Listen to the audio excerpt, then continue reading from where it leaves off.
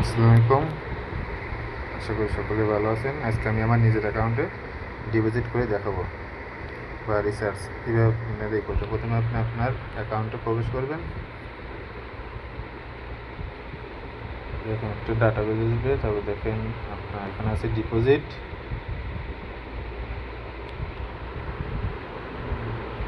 Deposit এখানে আপনি click করবেন।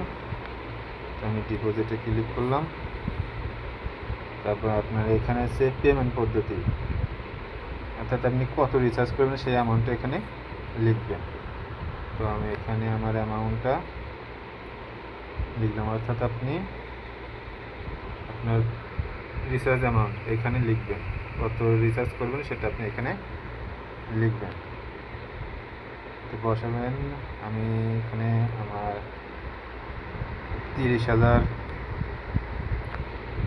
রিচার্জ করব, তো আমি 30,000 করলাম। এরপর আপনি পরবর্তীতে ক্লিক করবেন। আমি পরবর্তীতে ক্লিক করলাম,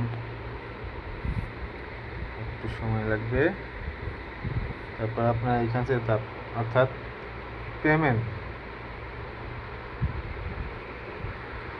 চ্যানেল হচ্ছে বিকাশ বা নগদ। আমার যেহেতু নগদ খোলা তাই আমি নগদে করতেছি, নগদ সিলেক্ট করি না। তো আপনার এখানে ক্যাশ আউট চাইছে, অর্থাৎ আপনার ক্যাশ আউট এখানে খেয়াল করবেন। আপনার এখানে বলে দিবে ক্যাশ আউট বা সেন্ড মানি, যে কোনো একটা এরা দেখাবে, আপনি সেটাই করবেন। তো এখানে আছে আপনার শুধু অ্যাকাউন্ট নম্বরটি কপি করবেন, অর্থাৎ আপনি এই নাম্বারটা কপি করবেন। আমি এই নাম্বারটা কপি করলাম, কপি। এখন আপনি কি করবেন, আপনার এখান থেকে বের হয়ে যাবেন। এখান থেকে আপনি বের হয়ে গেলে আপনার নগদ অ্যাপে প্রবেশ করবেন, যেটা বিকাশ যেটা আছে এখানে করবেন। তো এখানে কি আপনার পিন নাম্বার দিতে হবে। আমার পিন নাম্বার দিয়ে দিয়েছি। এখন আপনি কি ক্যাশ আউট হয়েছিল, আপনি এখন ক্যাশ আউটে ক্লিক করবেন। ক্যাশ আউট, আমি ক্যাশ আউটে ক্লিক করলাম। তো এখানে যে নাম্বারটা কপি করছেন সেটা এখানে বসিয়ে দেব। আপনি যে নাম্বারটা কপি করছেন এখানে সেই নাম্বারটা বসিয়ে দেব। তো আমি এখানে কপিতে বসিয়ে দিচ্ছি। তারপর আপনার এখানে ক্লিক করবেন। আমি ক্লিক করলাম। এখন এখানে আপনার পরিমাণ চাইছে, তো পরিমাণ আপনি কতই করবেন সেখানে এই পরিমাণটা দিয়ে দেবেন। তো আমি যেহেতু এখানে 30,000 দিচ্ছি, এখানেও 30,000।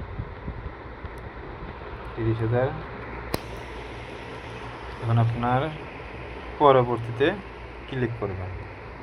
তো পরবর্তী এখন আপনার পিন নাম্বার দিবে। তো আমি আমার পিন নাম্বার দিয়ে দিয়েছি। পিন নাম্বার দেওয়ার পর আপনি পরবর্তীতে ক্লিক করবেন। তো আমি পরবর্তীতে ক্লিক করলাম। তো আমার এই হয়ে গেছে। এখন আপনারা এইখানে ট্যাপ করে ধরে রাখবেন। তাতে আমি ট্যাপ করে ধরলাম। দেখুন আমার এখানে ক্যাশ আউট সফল দেখাচ্ছে। তারপর আপনার এখানে একটা কাজ কি, যে ট্রানজ্যাকশন আইডি, অর্থাৎ আমরা ওই ট্রানজ্যাকশন আইডিটা কপি করে নেবেন। ট্রানজ্যাকশন আইডি এটা আপনি কপি করে নেবেন। কী করলাম, আমি ট্রানজ্যাকশন আইডিটা কপি করলাম। তো আপনি কি এখান থেকে এখন বের হয়ে যাবেন। বের হয়ে যাওয়ার পর আপনার অ্যাপসে প্রবেশ করবেন।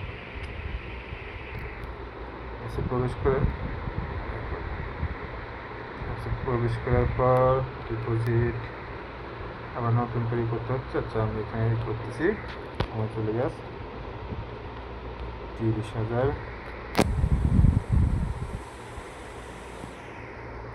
আপনি কী করবেন, আপনার এখানে এই যে আপনার রিচার্জ সম্পন্ন করতে অনুগ্রহ করে লেনদেন আইডিটি লিখুন, অর্থাৎ আপনার এখানে সেই ট্রানজ্যাকশন আইডিটা কপি করছেন সেখানে এখানে বসিয়ে দেবেন।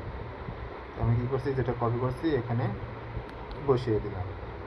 এখন হচ্ছে আপনার পেমেন্ট নিশ্চিত করুন, অর্থাৎ আপনি পেমেন্ট নিশ্চিত করুন, এখানে ক্লিক করবেন। আমি এখানে ক্লিক করলাম।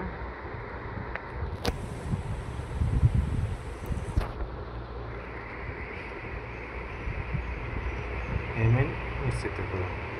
দেখেন আমার এখানে দেখাচ্ছে সফলভাবে দাখিল হলো, অর্থাৎ আমার পেমেন্ট সফল হয়েছে।